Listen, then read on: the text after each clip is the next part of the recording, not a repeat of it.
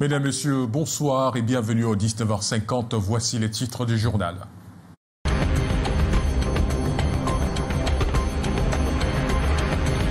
À la une ce soir, au Cameroun, le nombre de réfugiés ne cesse de croître. Ces populations souvent invisibles luttent chaque jour sur le fil de la précarité. Face au rétrécissement des financements, le Haut Commissariat des Nations Unies pour les réfugiés exhorte toutes les parties prenantes à rallumer la flamme de la solidarité à l'occasion de la célébration ce 20 juin de la Journée mondiale des réfugiés. Un enfant de 10 ans a vu son innocence brisée, sa vie fauchée par la main qui aurait dû la protéger, celle de son propre père. Ngongwe, quartier de Loum, est le théâtre de ce drame qui endeuille toute une communauté. L'ombre de la loi a finalement rattrapé 4 hommes dont la cavale a pris fin ce vendredi, suspectés d'avoir dérobé une microfinance à Newbel le 28 mai. Ces présumés braqueurs ont été exposés à la lumière du jour à Douala. À l'approche de la présidentielle de 2025 en Côte d'Ivoire, l'opposition affûte ses armes. Un front commun inattendu vient de voir le jour, né de la fusion stratégique entre les deux poids lourds de l'opposition, les partis de Laurent Gbagbo et de Tidiane Thiam. Voilà pour les titres.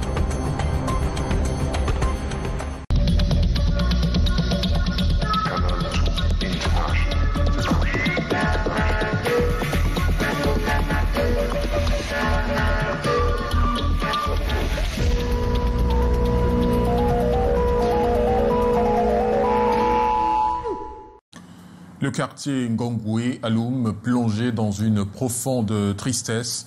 Une vie innocente tombe sous les coups mortels de son géniteur. Kevin, âgé de 10 ans, recevait alors une correction de son bourreau de père. Les précisions de notre correspondant Devarionda et Luciano Dujunjako. Au cœur du quartier Ngongwe, près du lycée de Loum Chantier, la communauté est en émoi après la découverte d'un corps sans vie. Kevin Tchemessi, élève prometteuse en classe de cours moyenne 2e année, a été victime de sévices corporels infligés par son père âgé de 51 ans. Les marques de bastonnade encore visibles sur son corps témoignent des atrocités subies, corrobées par les témoignages des voisins.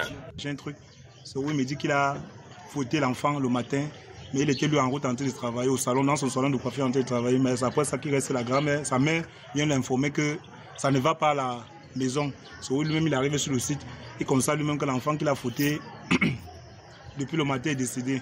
L'origine de ce drame remonte à la distraction d'une somme de 14 000 francs CFA appartenant à sa grand-mère. Consciente des représailles qui l'attendaient, Kevin avait fui le domicile parental depuis une semaine. Elle est détachée, elle était là-bas au salon. Elle était là-bas au salon, elle dit que son mari l'a fait mal. Je suis maintenant partie à la grand-mère, elle dit que son mari l'a fait mal. Elle a maintenant dit qu'il appelle son ami, que son ami Zek. Il a appelé son ami arrive à lui parler tout. Là, va attacher le passage comme ça. Il a mis les mains derrière. On lui a fait mal. Son père, décrit par son entourage comme un homme violent, a pris la clé des champs immédiatement après cet acte répréhensible. Et les gens disent que ça fait 3 jours que l'enfant était attaché, vu ce que je comprends un peu comme information pour le moment. S'il m'avait dit qu'il avait attaché l'enfant 3 jours, c'est qu'on devait lui arrêter, puisque ce qu'il était en train de nous dire, c'est que l'enfant est allé dehors, où l'enfant a dormi. Apparemment, on a donné un truc à l'enfant là-bas. Donc il ne nous a pas vraiment dit ce qui s'est passé. Si nous disait la vérité, c'est qu'on devait l'arrêter. Les forces de sécurité, alertées par les habitants, se sont rendues sur les lieux pour examiner la situation. Une enquête approfondie a été ouverte afin d'établir les circonstances exactes de ce tragique événement.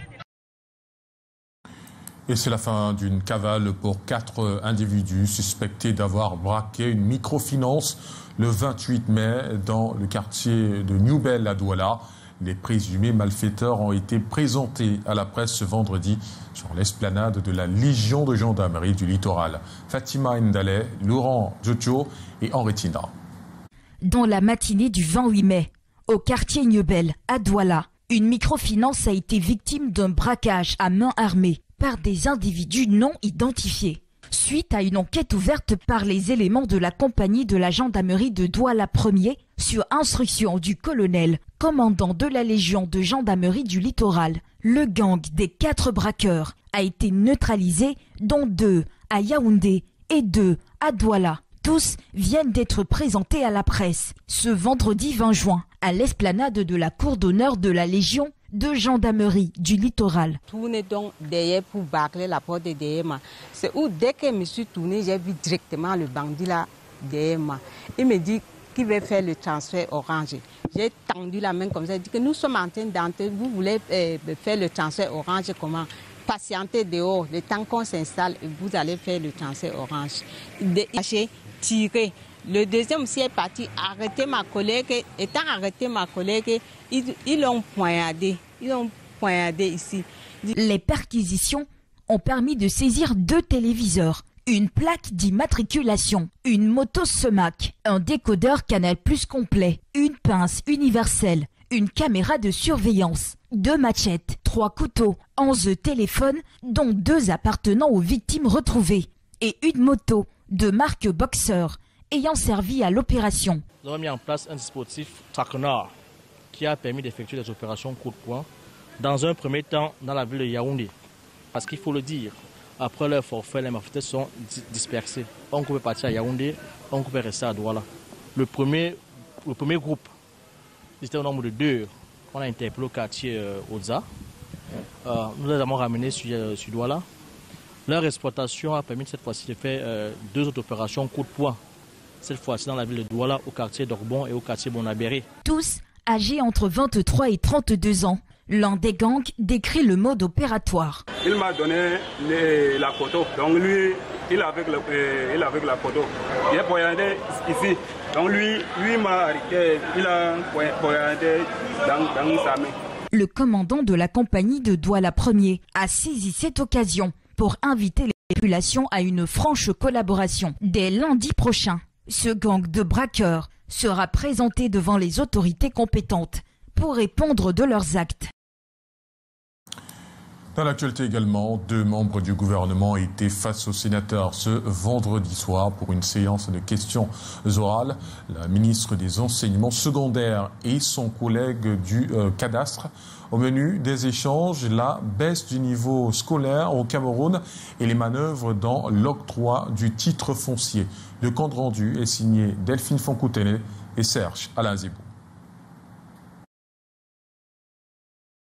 La question du titre foncier, sujet aussi ancien que sensible, a refait surface au Sénat ce vendredi. C'est le sénateur Françoise Puené qui a remis le dossier sur la table, dénonçant certaines pratiques qui entravent l'obtention de ce précieux sésame. Un titre foncier est délivré le lundi, retiré le mercredi, réhabilité 1 mois plus tard, retiré 2 semaines après sa réhabilitation.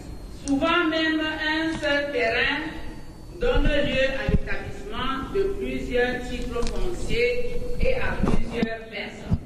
Un titre foncier est un acte administratif qui est délivré.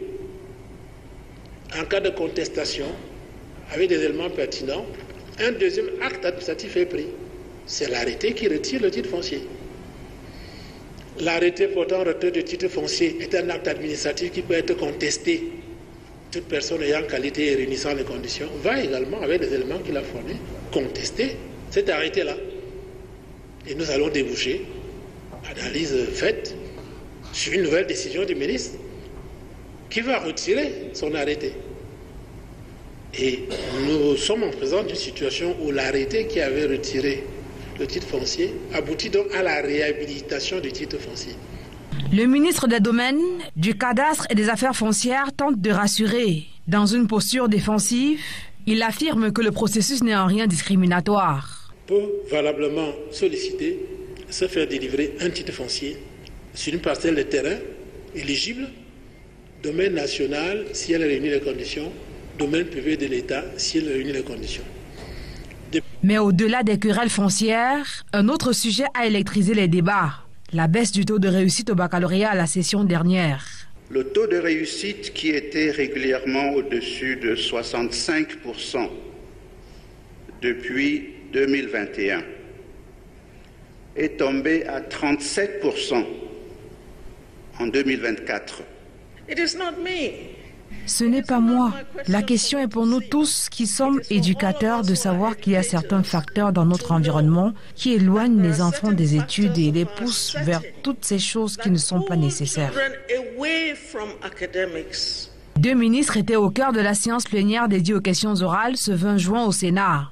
Une séance présidée par le vice-président Tabé Tando.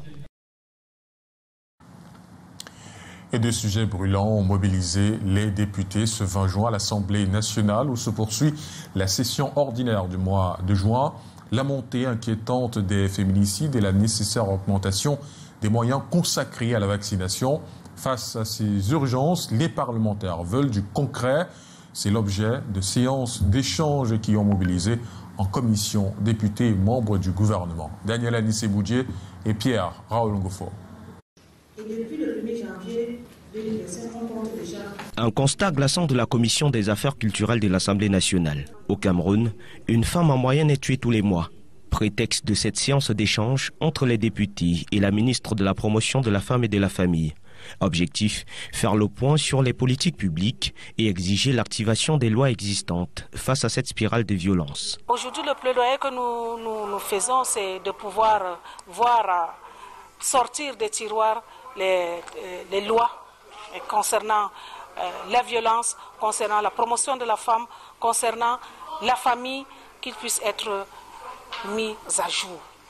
Et la mise en jour de ces programmes et de ce qui existe déjà, il faudrait que nous ayons les textes d'application pour que le juridique ne soit pas bloqué par rapport à ces textes d'application. Un appel lancé pour une réponse ferme, coordonnée entre gouvernement, société civile et parlement. Non loin de là, ce 20 juin 2025, une autre urgence, la santé publique. Le réseau des parlementaires pour la promotion du système de santé et l'appui à la vaccination dresse un bilan sans appel. Le Cameroun n'alloue que 1,4% de ses dépenses de santé à la vaccination, bien loin des 15% recommandés.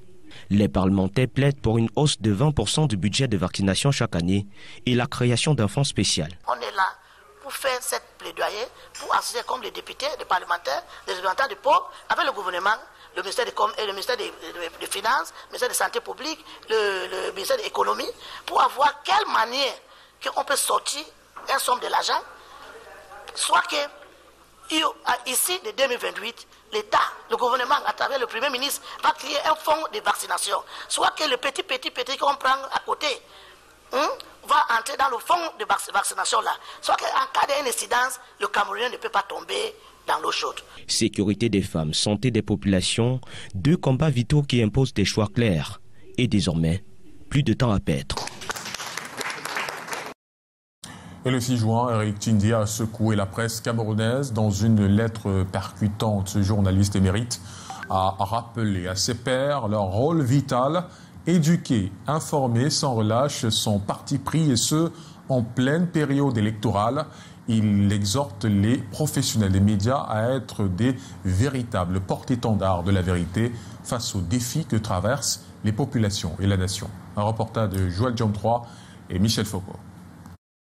Selon Eric Tindé, dans sa missive adressée le 6 juin dernier aux professionnels de médias camerounais, depuis l'indépendance, le pays n'a jamais autant eu besoin des journalistes qu'en 2025. Le Cameroun s'apprête à vivre un des plus grands moments de l'histoire d'une nation, aller aux urnes pour élire le président de la République. Et les journalistes ont un rôle prépondérant à jouer. On doit se poser la question, le profil de la personne qui va aider ce pays à sortir, n'est-ce pas, de l'état dans lequel il se trouve aujourd'hui. C'est donc pour structurer la pensée autour de ce rôle que certains responsables de médias se sont retrouvés à Yaoundé pour mieux comprendre la pensée citoyenne portée par Eric Tindé. Disons, les compétences des uns et des autres, les capacités des uns et des autres, des gens qui s'engagent à apporter des solutions aux vrais problèmes des Camerounais. Eric Tindé souhaite que les hommes et femmes de médias informent et éduquent dans l'intérêt supérieur de la nation et la sanctification du débat politique. Comment aider les Camerounais à débattre, mais aussi s'assurer que la population maîtrise, comprenne les enjeux. Aujourd'hui, plus que jamais, le journaliste camerounais est appelé à être cet éclaireur des consciences, guidé par la mission de faire son travail dans le strict respect de la vérité, de l'éthique et de la déontologie.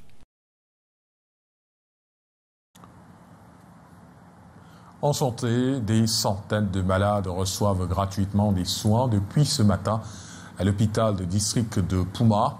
Un important dispositif médical a été mobilisé pour la réussite de l'opération initiée par Auguste Mbappé-Penda, élite du département de la Sanaga-Maritime. Les précisions avec Elisabeth Ngoum et Colin Stayou.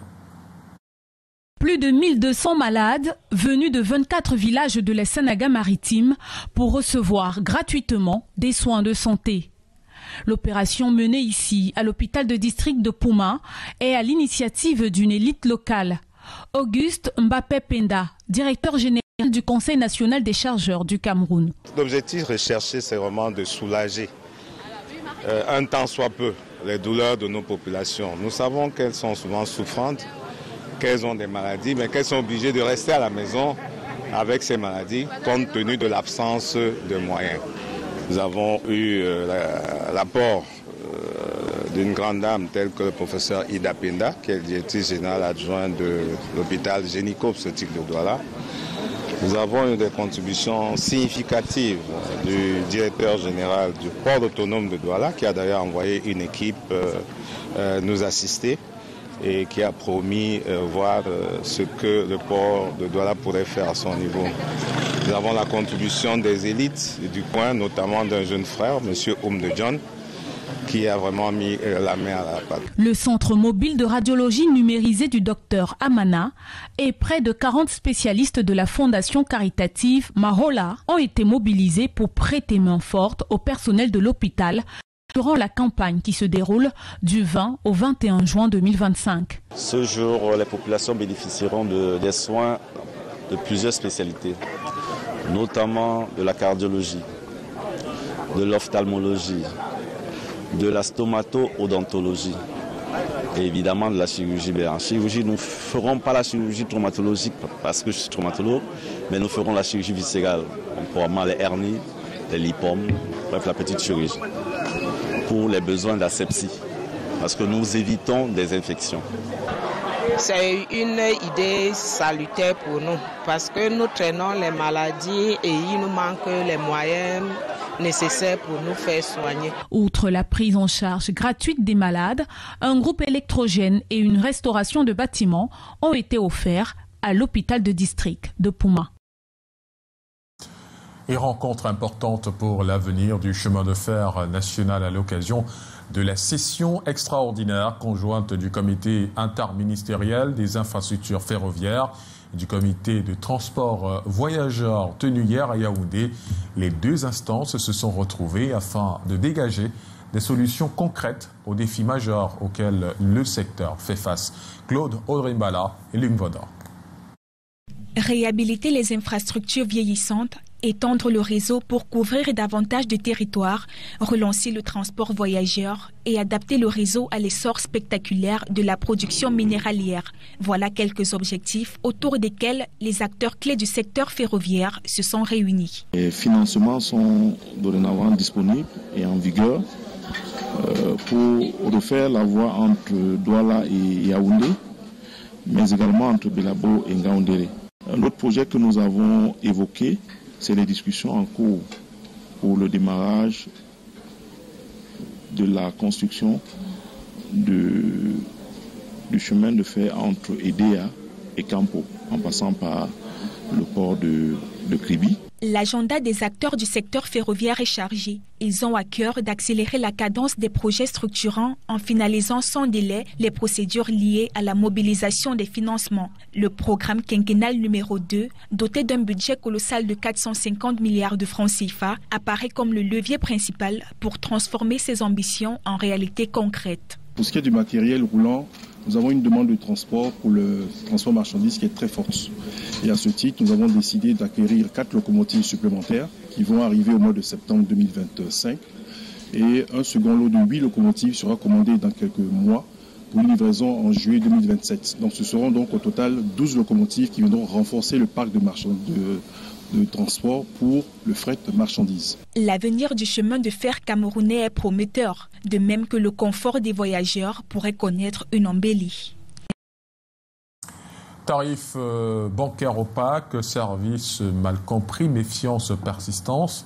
Pour y remédier, le gouvernement lance Banque Compare, une application développée par le Comité national économique et financier pour mieux informer et orienter les usagers du secteur financier camerounais.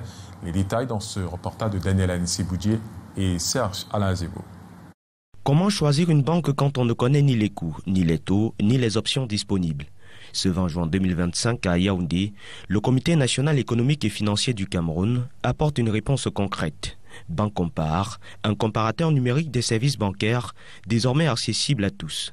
Sous la présidence du ministre délégué auprès du ministre des Finances Yaouba Abdoulaye, les cérémonies de lancement dévoilent cet outil innovant conçu pour renforcer la confiance dans le secteur bancaire. Avec Banque Compare, le public sera en mesure de consommer les produits bancaires en toute connaissance de cause. Si vous voulez ouvrir un compte dans une banque, vous pourrez avec Banque Compare commencer par regarder quelles sont les banques qui offrent les produits les moins chers. Ça vous permet déjà de choisir une banque en toute connaissance de cause et ne pas s'appuyer seulement sur le bouche à oreille.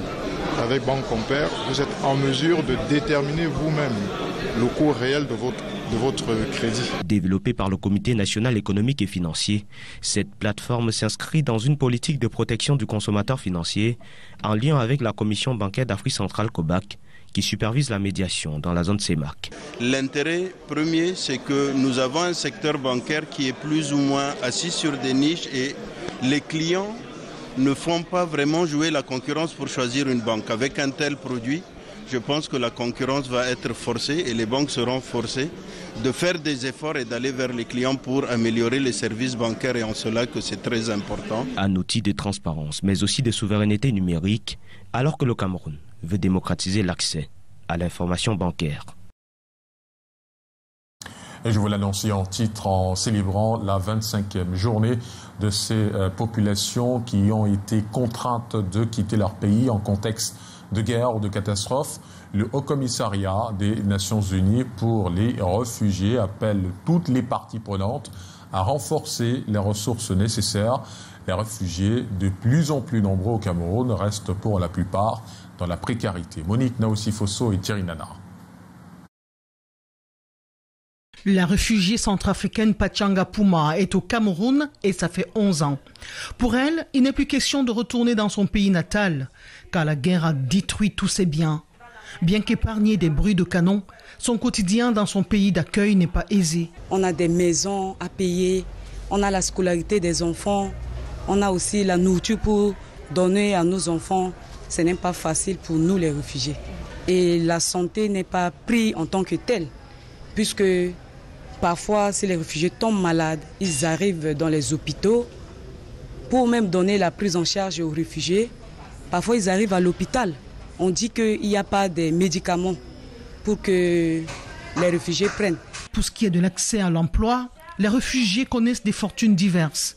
Vous voyez notre carte là. Parfois, on prend notre carte là pour aller demander du travail. Les gens refusent.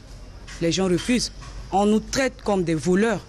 On nous traite comme des gens qui n'ont pas de la capacité intellectuelle. Donc, beaucoup se plaignent parce que moi-même, je suis comptable chez moi. Mais aujourd'hui, je suis au Cameroun, je n'arrive pas à trouver de l'emploi. Je fais dans la peinture, je suis peintre. Donc avec ça, je pense que je reçois la grâce d'avoir des petits marchés qui me permettent de surmonter les difficultés. Le HCR, la mission onusienne chargée de leur protection, dit avoir une approche complète de leur prise en charge. Et donc nous accompagnons les réfugiés pour tout ce qui est accès aux droits fondamentaux, l'insertion dans les écoles, l'accès aux soins et aussi l'inclusion socio-économique. Nous ne pouvons pas faire ça seuls, donc nous le faisons avec les gouvernements. Aujourd'hui, le thème est solidarité avec les réfugiés et ça veut dire action partagée. Avec l'annulation des 45% des financements en provenance des États-Unis, l'inquiétude plane. Les femmes vraiment souffrent. On veut les aider. Et dommage, bientôt HF va fermer. On va aller où? On va partir où? On va faire comment avec nos enfants? Les réfugiés ne seront pas abandonnés. Notre service continue, nos activités continuent. Donc nous ne disparaîtrons pas. Les réfugiés ne seront pas abandonnés. Nous continuerons avec notre partenaire humanitaire, partenaire étatique et partenaire de la communauté. D'ici le 30 juin prochain, les bureaux HCR de Douala, Bamenda et Kousseri seront fermés de sources internes. Et immersion dans le quotidien de ceux qui, loin de chez eux, ont trouvé au Cameroun un semblant de foyer. À Elikdjoa, un quartier populaire de Yaoundé, la cohabitation entre Camerounais et Centrafricains se vit sans discours, mais avec des gestes simples et sincères. Leçon de solidarité dans ce reportage de Delphine Fonkotene et Serge Alazibou.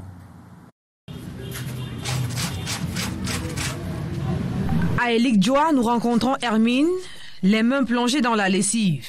La jeune fille a posé les pieds au Cameroun alors qu'elle n'avait que 3 ans en 2007. Portée par sa mère, fuyant les violences en République centrafricaine. Depuis, elle a grandi ici à Yaoundé, bercée entre souvenirs d'ailleurs et espoir d'avenir. J'ai les projets de rentrer chez moi. J'ai pas les projets d'aller rester mais voir le pays. Parce que vraiment, je ne sais pas si je peux encore connaître la Centrafrique. J'ai déjà mis long ici là. J'ai même la carte camerounaise. Et je suis camerounaise.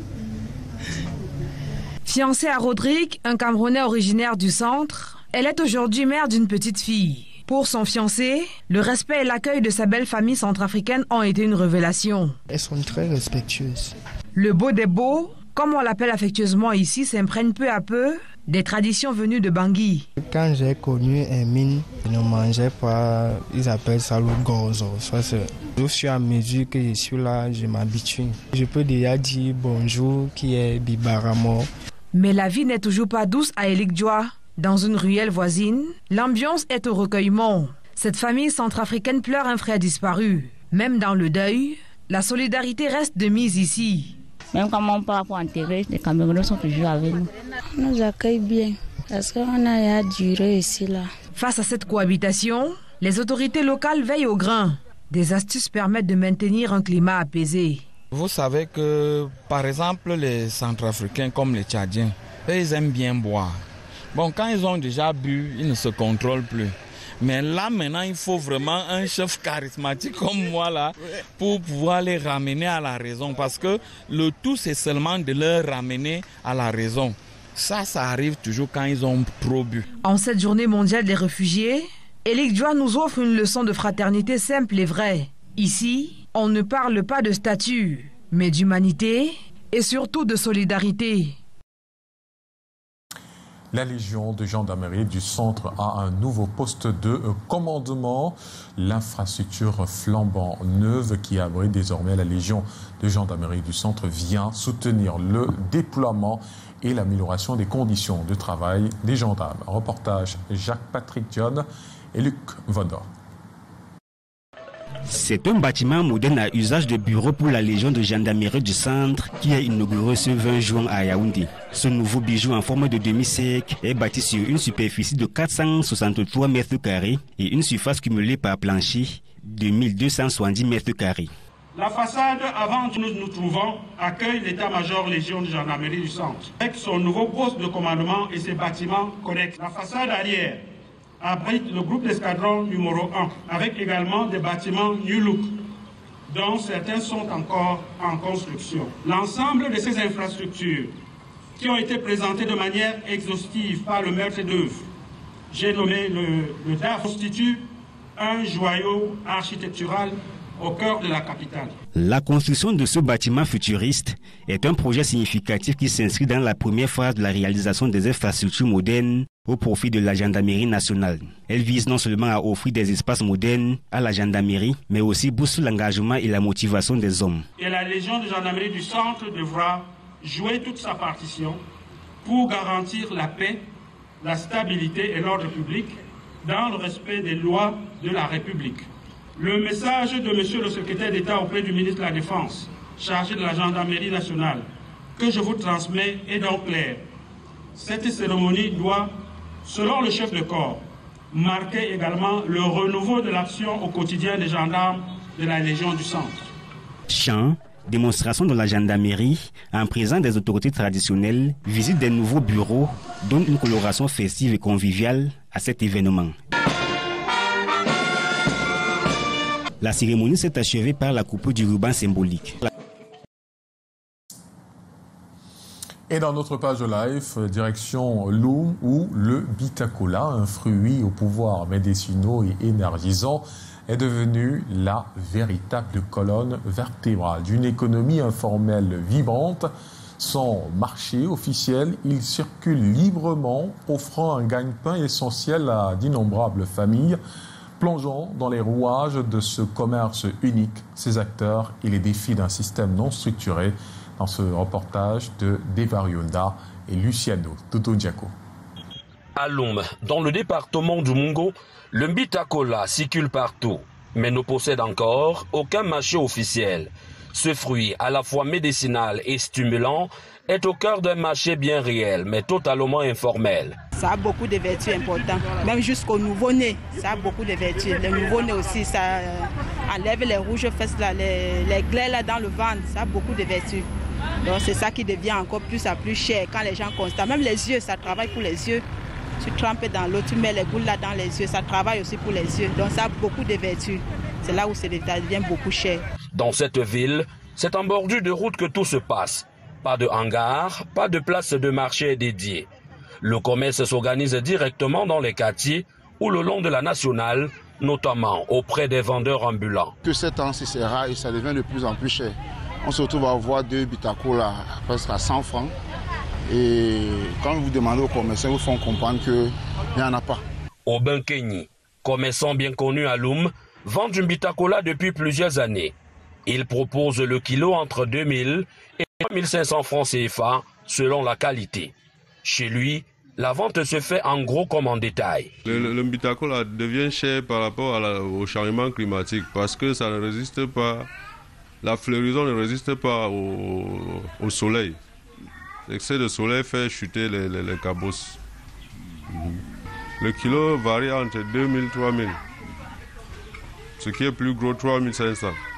Mais pour les vendeuses ambulants, la réalité est tout autre.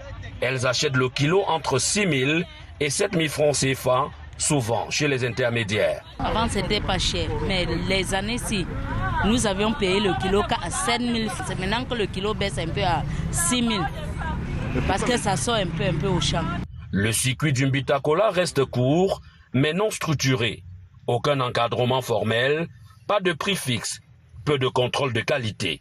Tout repose sur l'expérience et la débrouillardise des acteurs locaux. Et en culture, la veille de la fête de la musique, plongeons au cœur de la scène urbaine camerounaise où une nouvelle vague d'artistes fusionne son traditionnel et rythme contemporain. Ce mouvement ne se contente pas de redéfinir l'identité musicale nationale. Il propulse la culture camerounaise bien au-delà des frontières. Aaron Azira et Marus Kosso.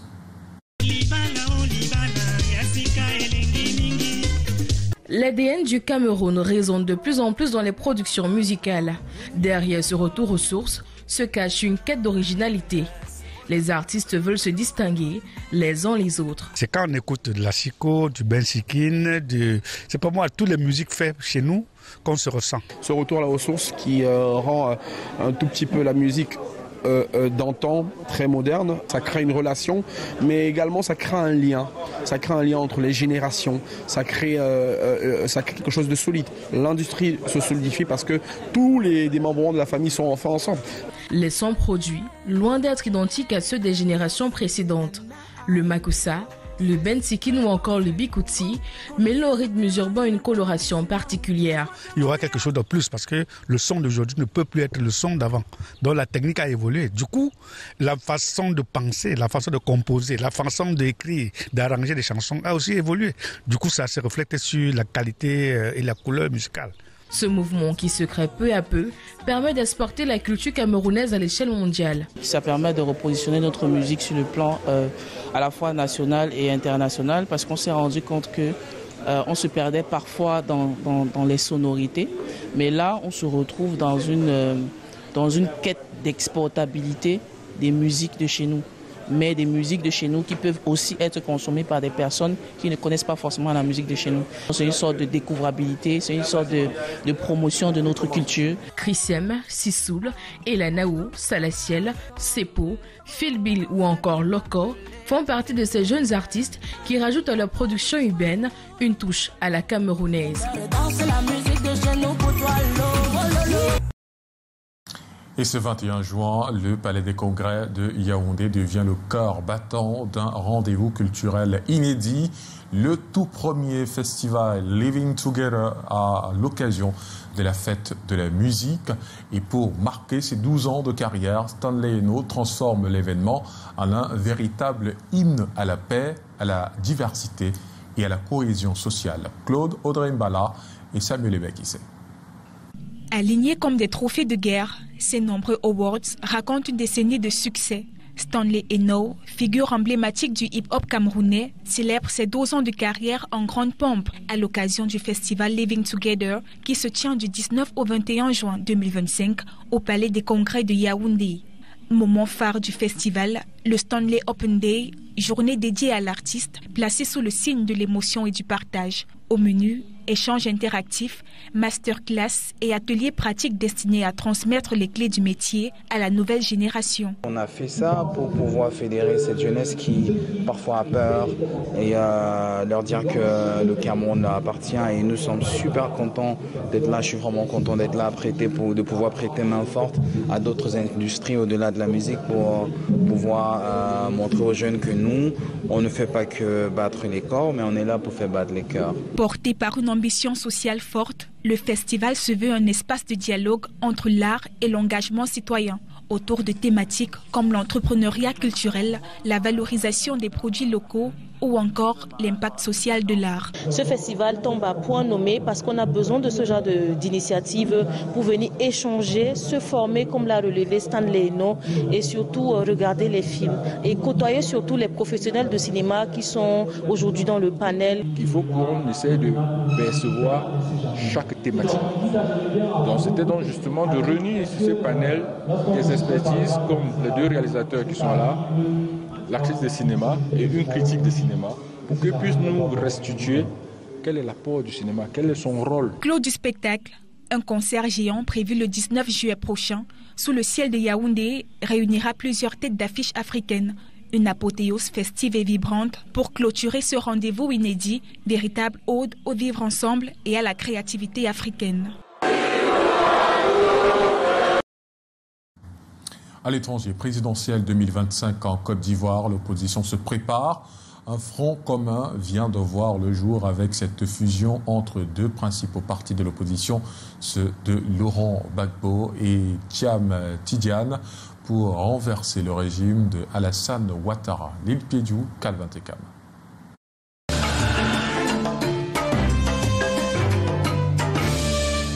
Un nouveau front commun voit le jour en Côte d'Ivoire. Le PPACI et le PDCI s'allient pour renverser le régime au pouvoir. Ces deux partis, dirigés par Laurent Gbagbo et Thiam Tidiane, ont signé une déclaration commune pour faire face à un processus électoral qu'ils jugent injuste et exclusif. À l'initiative des présidents Laurent Gbagbo et Tidiane Thiam, conscients de la nécessité de mutualiser leurs forces pour relever les défis liés au processus électoral, décide de créer un front commun.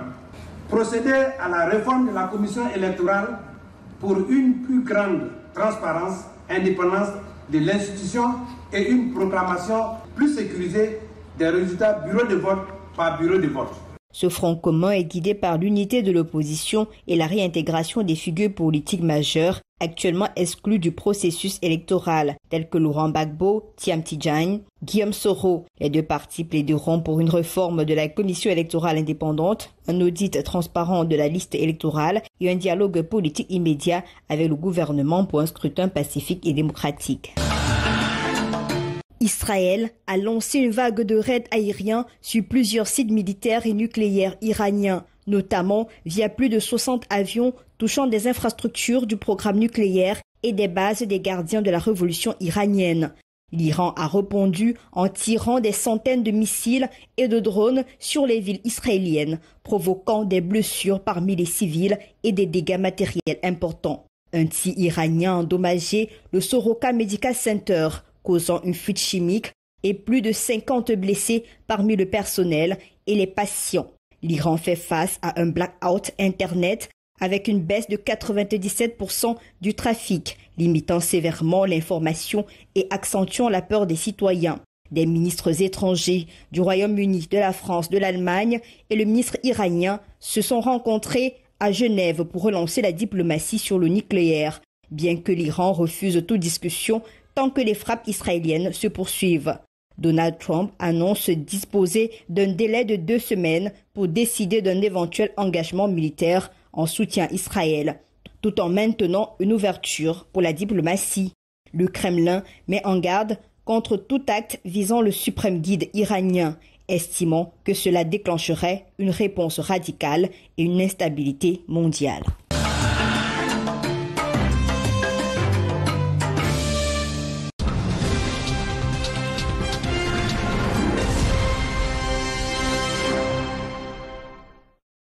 MTN Cameroun a franchi récemment une nouvelle étape dans la célébration de ses 25 ans d'existence. C'est dans une ambiance conviviale et festive au sein de la Yellow House à Douala que l'opérateur a clôturé la campagne MTN Yellow 25 en remettant leur prix aux derniers heureux gagnants.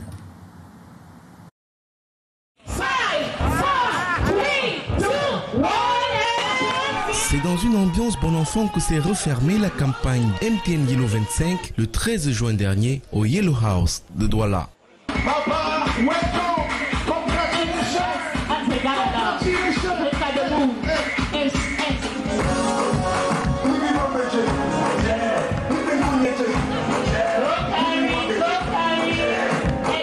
Les derniers gagnants de la campagne ont reçu solennellement leur lot au cours d'une cérémonie rehaussée par la présence du CEO de MTN ainsi que de nombreux hauts cadres. Des smartphones, des homebox, des PlayStation ont constitué entre autres les lots remis aux heureux élus de ce jour. This is my lot. I've received a casket, t-shirt and smartphone. Actually, it's a kind of craze to feel yourself lucky. Like they just called me this morning to come and receive a package, so I'm actually very blessed and very impressed. So thank you MTN for everything and bless everybody. Des gifs qui vont changer le quotidien des gagnants et leurs familles. C'est un grand cadeau pour moi, c'est un grand cadeau pour toute la famille. Parce que vous imaginez, nous sommes en pleine vacances, nous cherchons ce qui peut au mieux distraire nos enfants. Et là, MTN vous fait un boom avec une PlayStation 5. Quoi de mieux que ça? Tout ce que je peux demander à MTN, c'est de continuer ainsi, parce qu'au fur et à mesure, les gens y croient. Vous imaginez, je suis à MTN, ça fait plus de 15 ans, et c'est la première fois pour moi de participer à un jeu. Lancée il y a de cela un mois pour célébrer les 25 ans de MTN au Cameroun, la campagne MTN Yellow 25 a eu le mérite de redistribuer la rondelette somme de 250 millions de francs CFA aux abonnés à travers le pays par des lots ainsi que du cash. Par cette campagne, MTN réitère son engagement à accompagner ses abonnés en les connectant chaque jour à un avenir meilleur. Happy birthday to you, MTN. Happy birthday to you. Et le 18 juin, le gratin politique du RDPC s'est réuni à Yaoundé pour préparer le terrain, affûter les troupes et maintenir l'hégémonie du parti dans le département du Mfundi. À la supervision, Laurent-Serge Etoudjingwa, chef de la délégation des permanentes départementales, qui sonne le réveil des militants.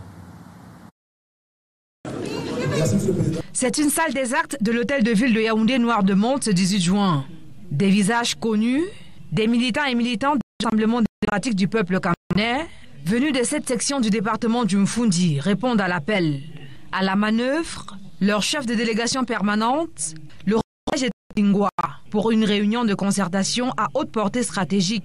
Notre rencontre d'aujourd'hui tout simplement dire que nous informons la nation entière que ça se joue ici, que nous sommes ici et que rien ne changera. Car ici, dans le Mfundi, battent à la fois le cœur des institutions et celui du parti. Et c'est là aussi que résident leurs grands camarades, symbole vivant de l'âme militante. À 4 mois de la présidentielle d'octobre 2025, un mot d'ordre, vigilance, discipline, engagement. Il faut battre le rappel des troupes, resserrer les rangs, occuper le terrain. Nous ne faillirons pas. On a donc appelé tout le monde qui est venu ici et qui était représentant de la base profonde du parti, de rester soudés et surtout de leur dire que jusqu'à présent, il n'y a aucun autre choix possible. Le meilleur choix, c'est le RDPC. Le meilleur choix, c'est le candidat du RDPC, son Excellence, M. Paul Biya, à qui l'Mfundi donne tout son soutien. Et ce sera toujours ainsi. Cette logique de préparation active, les chefs d'équipe de campagne sont désignés, colonne vertébrale de la stratégie locale. Le Mfundi, fort de sa tradition de fidélité, vise à conserver son score de 100% en faveur du candidat du parti. Une ambition affichée et désormais portée par toute une base militante, déjà en ordre de marche. Et c'est la fin de ce journal. Merci de nous avoir suivis ce samedi et dimanche à la présentation du 20h. Retrouvez Delphine Fankoutené. Et moi, je vous retrouve lundi, même lieu, même heure, 19h50. Bonsoir et bon week-end.